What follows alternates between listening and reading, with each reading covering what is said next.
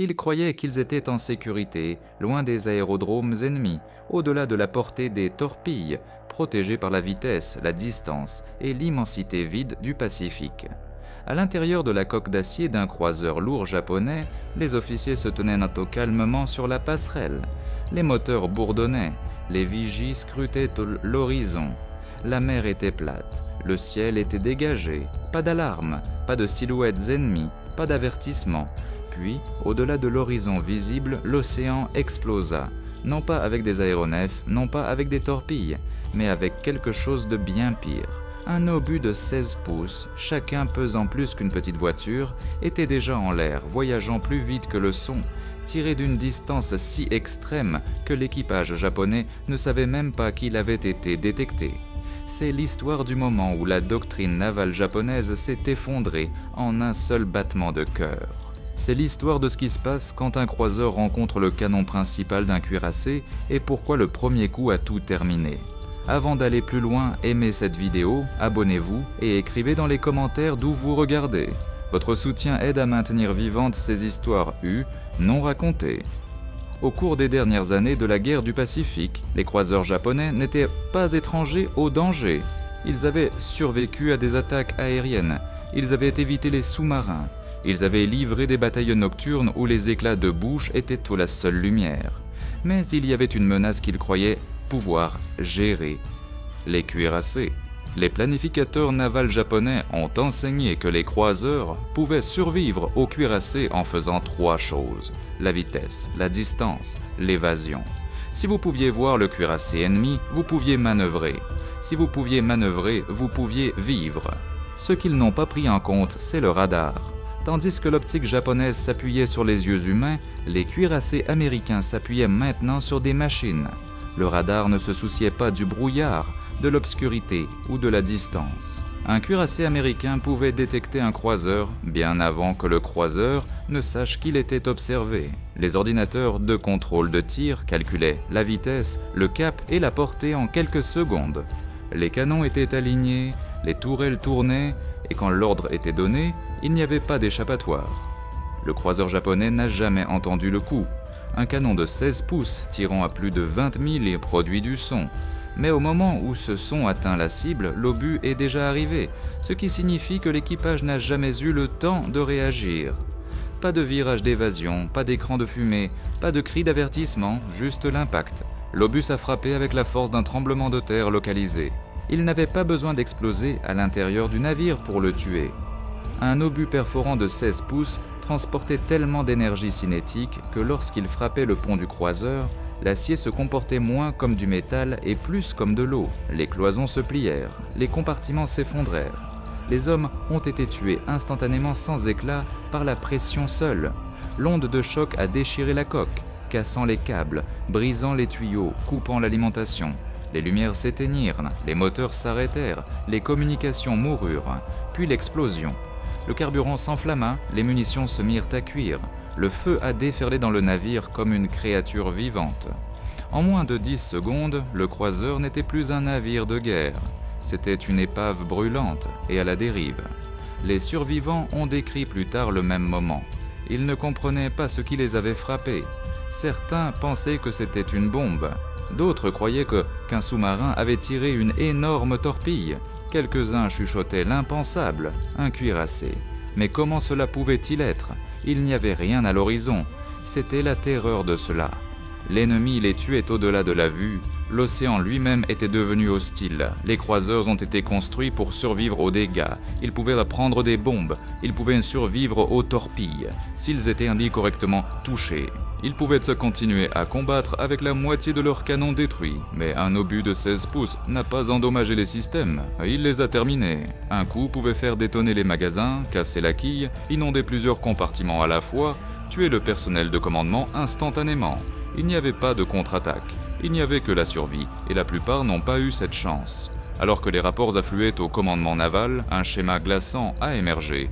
Les navires Eki n'étaient pas coulés dans de longs engagements. Ils étaient effacés, frappés une fois, paralysés immédiatement, perdus en quelques minutes. Les amiraux japonais ont compris quelque chose de terrible. Leurs croiseurs c'étaient plus des chasseurs, c'étaient des cibles, et les cuirassés américains, autrefois considérés comme lents, dépassés et vulnérables, étaient devenus des bourreaux. L'équilibre des pouvoirs en mer avait changé de manière irréversible. Le croiseur japonais n'a jamais vu son tueur, c'était la partie la plus terrifiante. Pas de silhouette à l'horizon, pas de superstructure imposante coupant à travers la brume, pas de coup d'avertissement, juste la mort arrivant d'un océan vide. Le navire qui a tiré l'obus était un cuirassé américain, l'un des nouveaux géants de la guerre navale. Massif, se déplaçant lentement, apparemment dépassé. Mais à l'intérieur de sa coque blindée se trouvait quelque chose que le Japon ne pouvait pas contrer. Le contrôle de tir dirigé par radar. Et cela a tout changé. Le canon de 16 pouces était déjà légendaire. Chaque obus pesait plus de 2700 livres. Chacun pouvait percer des bunkers en béton armé. À pleine portée, l'obus voyageait plus haut que les avions commerciaux ne volent aujourd'hui. Mais le canon lui-même n'était pas la vraie menace. La vraie menace était la précision. Avant le radar, le combat de cuirassés était un art d'estimation. Les observateurs regardaient les éclaboussures. Les officiers devinaient la portée. Les canonniers ajustaient le tir lentement. Mais maintenant, les navires américains pouvaient calculer la vitesse, le cap et la distance d'une cible en temps réel, même dans l'obscurité. Les opérateurs radars ont suivi le croiseur bien avant que quiconque sur le navire japonais ne sente le danger. Les ordinateurs de contrôle de tir se sont ajustés pour le vent, l'état de la mer et la courbure de la terre. Les tourelles se sont alignées silencieusement. Au moment où les vigies du croiseur japonais ont scruté l'horizon, la solution était déjà verrouillée. À l'intérieur du cuirassé américain, l'ordre était calme. Cible verrouillée, portée confirmée. Tirez quand vous êtes prêts, pas de cris, pas de panique, juste la procédure. Quand les canons ont tiré, le navire a reculé comme une créature vivante. Les flammes ont jailli des canons. L'onde de choc a aplati les vagues autour de la coque, mais l'ennemi était toujours invisible. Les obus se sont arqués dans le ciel, hors de vue, hors de portée. Du point de vue du croiseur, il n'y avait rien jusqu'à ce qu'il y ait tout. La doctrine navale japonaise avait été construite pour une guerre différente. Ils s'entraînaient pour les batailles nocturnes, les embuscades de torpilles, les engagements de rapprochés. Leurs navires étaient rapides, leurs équipages étaient disciplinés, leur optique était excellente. Mais rien de cela n'importait si vous étiez mort avant de savoir qu'une bataille avait commencé. Le radar a effacé la distance, le radar a effacé l'obscurité, le radar a effacé la surprise. Et les navires japonais sans technologie équivalente étaient aveugles. Un survivant a écrit plus tard « Nous croyions que nous contrôlions la nuit, mais les Américains pouvaient la voir à travers. Si le premier coup n'a pas tué le croiseur, le deuxième l'a fait. » Au moment où les équipes de contrôle des dégâts ont essayé de réagir, le cuirassé avait déjà corrigé son tir. Un autre obus s'est écrasé dans la coque. Celui-ci a détonné plus profondément. Les conduites de vapeur ont éclaté. Les chaudières ont échoué. Les hommes ont été ébouillantés vivants. Le feu a dévalé les compartiments privés d'oxygène. Le navire a commencé à gîter. L'eau s'est précipitée plus vite que les pompes ne pouvaient l'enlever. La passerelle a perdu le contact avec la salle des machines.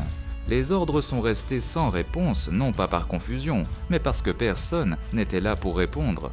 En quelques minutes, le croiseur n'était plus sous le commandement. Il coulait.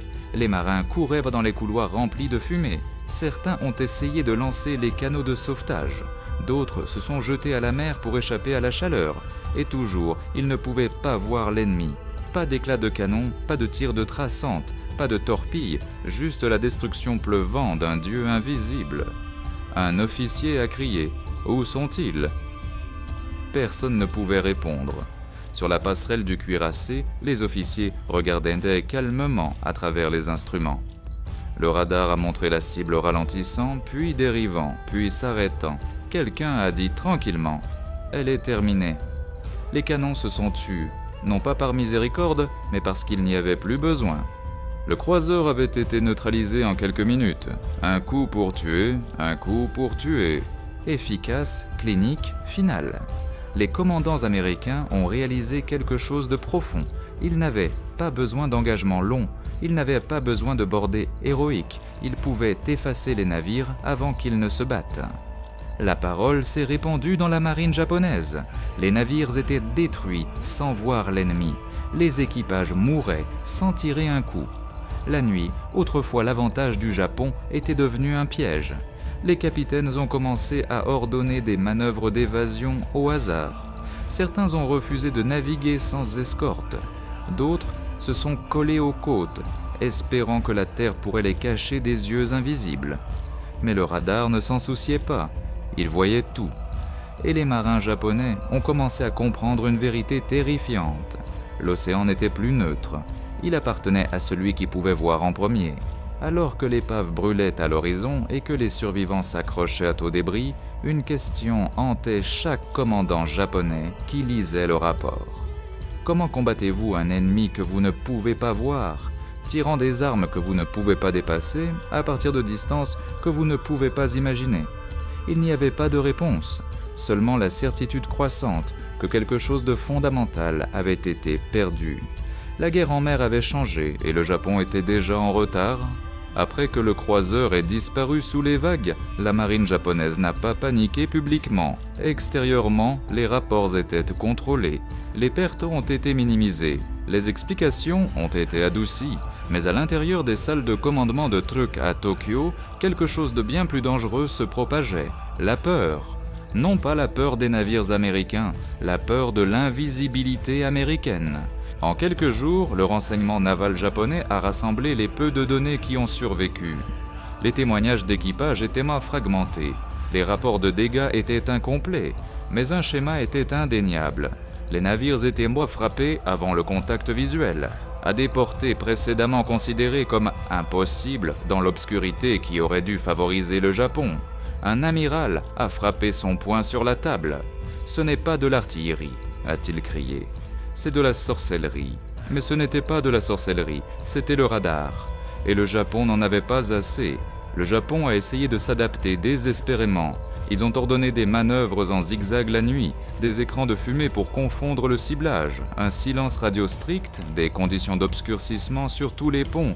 Les capitaines ont reçu l'instruction de tirer des torpilles sur les positions ennemies supposées, même sans confirmation. C'était comme agiter une épée dans l'obscurité totale. Parfois, elle frappait l'air, parfois elle ne frappait rien du tout. Pendant ce temps, les cuirassiers américains ne devinaient pas, ils calculaient. Des semaines plus tard, une autre force opérationnelle a navigué dans des eaux contestées. Cette fois, les Japonais étaient préparés, ou du moins le croyaient-ils. Les vigies forçaient leurs yeux. Les canonniers se tenaient prêts. Les équipes de torpilles attendaient les ordres. La mer était calme. La nuit était sans lune. Des conditions parfaites. Puis, le radar les a détectés. Au-delà de la portée visuelle, les officiers de contrôle de tir américains ont suivi chaque navire. Vitesse, cap, formation. Le premier obus est tombé court, le deuxième s'est rapproché, le troisième a frappé. Non pas par chance, par les mathématiques, un destroyer japonais a disparu en flammes. Un autre croiseur a été paralysé avant de tirer un seul coup. La formation s'est dissoute dans le chaos. La fumée a rempli l'air, les ordres se sont chevauchés. Les signaux ont échoué. Et toujours, personne ne pouvait voir l'ennemi. Un officier survivant a avoué plus tard. Nous ne combattions plus les navires, nous combattions l'océan lui-même, parce que partout où il se tournait, les canons invisibles les suivaient. Tourner augmentait la signature radar, les écrans de fumée révélaient le mouvement. Les changements de vitesse ont été calculés instantanément. Il n'y avait pas de cachette, pas d'échappatoire. Pour la première fois depuis que la marine impériale était montée au pouvoir, sa plus grande force, la discipline, était devenue une responsabilité. Ils ont suivi la doctrine, les Américains ont suivi les données. Les commandants japonais avaient fait confiance au courage, à l'entraînement, à l'agression, à la compétence en combat nocturne.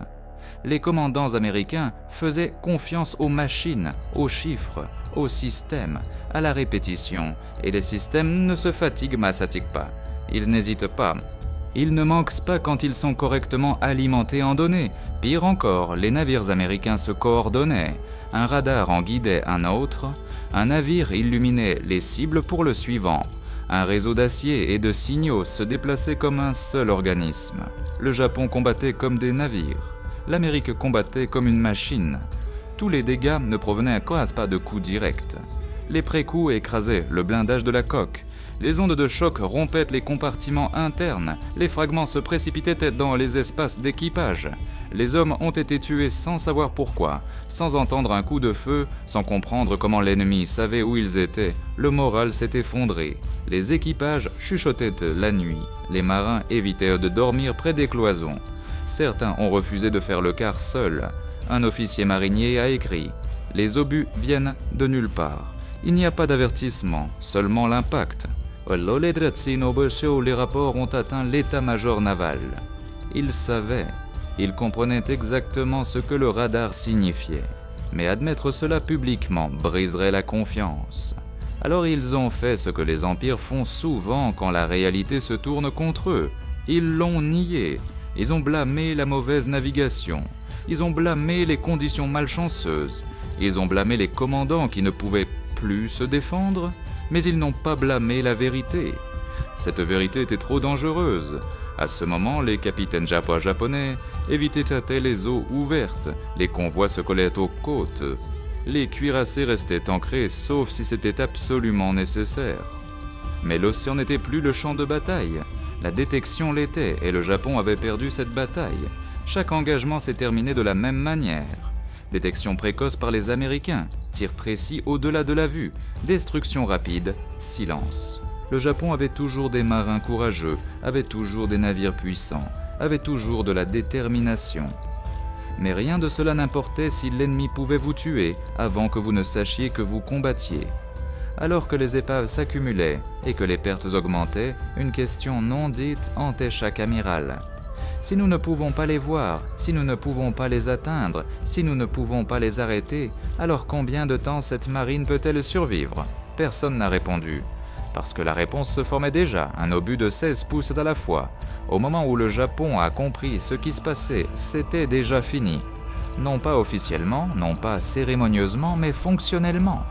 La marine impériale japonaise, la force qui avait terrifié le Pacifique pendant des décennies, ne combattait plus un ennemi qu'elle pouvait voir, comprendre ou atteindre. Elle combattait le temps, et le temps était du côté de l'Amérique. Le Japon n'a pas rendu sa flotte tranquillement. Il y avait une dernière croyance, que le courage, le sacrifice et la proximité pouvaient encore changer la donne. S'il ne pouvait pas surpasser l'Amérique, il la surpasserait. S'il ne pouvait pas gagner à distance, il fermerait la distance. Les cuirassés ont reçu l'ordre d'avancer.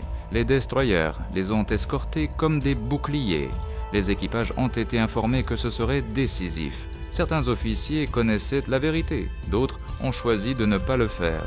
Alors que la force opérationnelle se poussait dans les eaux ouvertes, le silence radio était absolu.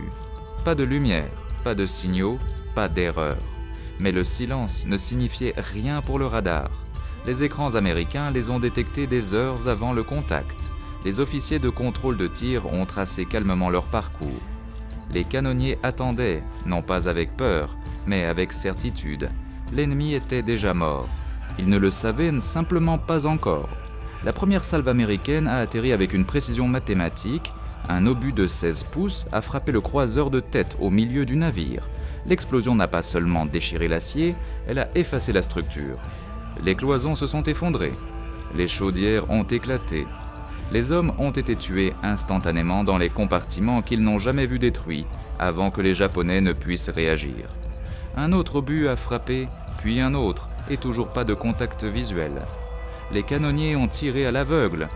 Les torpilles ont été lancées dans l'obscurité. Les ordres se sont chevauchés. Les signaux ont conflué. Un capitaine japonais a crié dans sa radio « Où est l'ennemi ?» Personne n'a répondu, parce que l'ennemi était partout et nulle part. Un croiseur n'a jamais tiré un seul coup. Son mât radar a été brisé par le premier pré-coup. Le contrôle de tir était parti. La passerelle s'est effondrée vers l'intérieur. En quelques minutes, le navire était mort dans l'eau. L'équipage a fait tout ce pour lequel il avait été entraîné. La suppression des incendies de contrôle des dégâts, la direction manuelle. Rien de cela n'importait. Un autre obus a frappé, puis un autre. La mer a avalé le navire entier. L'analyse ultérieure a montré que le croiseur avait été suivi et ciblé en continu au-delà de la portée visuelle. Il n'avait jamais eu une chance. Les survivants ont raconté la même histoire. Il n'y avait pas de duel, pas d'échange, pas de bataille comme ils comprenaient à la guerre, seulement la détection, l'impact, la destruction. Un officier a témoigné plus tard « Nous nous sommes entraînés au courage, nous nous sommes entraînés à l'endurance, nous nous sommes entraînés au sacrifice. Mais nous n'avons jamais été entraînés à combattre un ennemi que nous ne pouvions pas toucher. » C'était le moment où le Japon a finalement compris. Ce n'était pas un concours de courage, c'était un concours de système. Et le Japon avait perdu ce concours des années plus tôt sans le réaliser. Alors que l'aube se levait, la mer racontait l'histoire. Les nappes de pétrole s'étendaient sur des kilomètres. Les débris flottaient silencieusement. Il n'y avait pas de pertes américaines. Aucune. Les écrans radars étaient clairs. Les canons refroidissaient. Les ordres se sont déplacés vers l'objectif suivant. L'océan avait changé de propriétaire. Non pas parce que l'Amérique avait des marins plus courageux, non pas parce que ses navires époque étaient indestructibles, mais parce que l'information était devenue l'arme. Les rapports qui ont atteint Tokyo étaient impossibles à ignorer. Les navires n'ont perdu sans engagement, les flottes neutralisées avant le contact, les commandants incapables d'expliquer ce qui s'était passé. Un amiral senior a finalement dit ce que personne n'avait osé, nous sommes aveugles.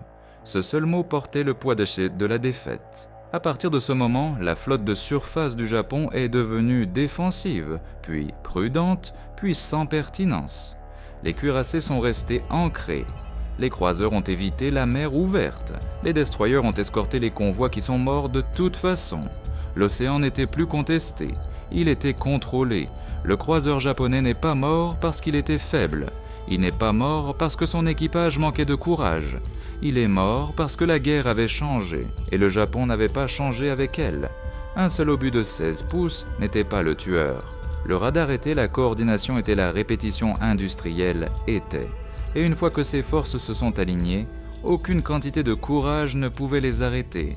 Cette nuit-là, alors que l'épave dérivait et que la mer se refermait sur les morts, une nouvelle règle de guerre a été écrite, une qui définit toujours le conflit aujourd'hui.